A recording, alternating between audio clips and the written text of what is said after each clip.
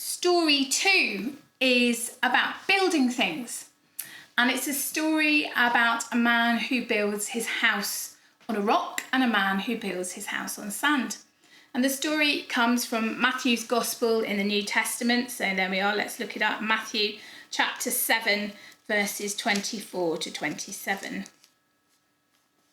And Jesus has been teaching the crowds and his disciples about what it means to follow him, how to live his way. He's been teaching them lots of different things. And he's saying this story at the end of that teaching. And he's saying, look, if you listen to my words, if you choose to be kind and love your enemies and pray and find out stories about God and be generous and take care of each other, then you're going to live my way. And that's like building a firm foundation on rock, something firm. But if you don't listen to those ways, if you just choose to make your own minds up all the time and you never live in ways of kindness or generosity or compassion, and perhaps you're mean or you're greedy and you're uncaring, things are going to be a bit more wobbly. It's like building a house on sand. When the storms come, it's all going to fall to bits. And so that's why we're thinking about building. We're going to think about building by making Lego models and making towers and building creatively, but also thinking about what are the values we build our life on, the rock, the strong things that we build our life on. And Jesus says, of course, that his values, his teaching, are the rock we need to build our houses on. So listen to the story from Matthew chapter 7.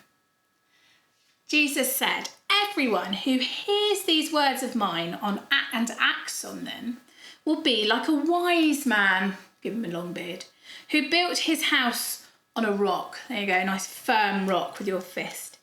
The rain fell, the floods came, and the winds blew whoosh, and beat on the house, but it didn't fall because it'd been founded on rock. It stayed firm. And everyone who hears these words of mine and does not act on them, so ignores them, will be like a foolish man who built his house on sand. The rain fell, the floods came, and the winds blew and beat against that house, and it fell, and great was its fall. So as you're building things and doing the activities, think about whether you're being wise and building your life on good values, on Jesus' word, or whether you're being a bit foolish. There's always a chance to change your mind. Our challenge for the second story about the wise and foolish builders is to create something, to build something out of natural materials. So you could perhaps have a go at painting a rock. Now, I didn't do this. A friend of mine did this a long time ago, actually.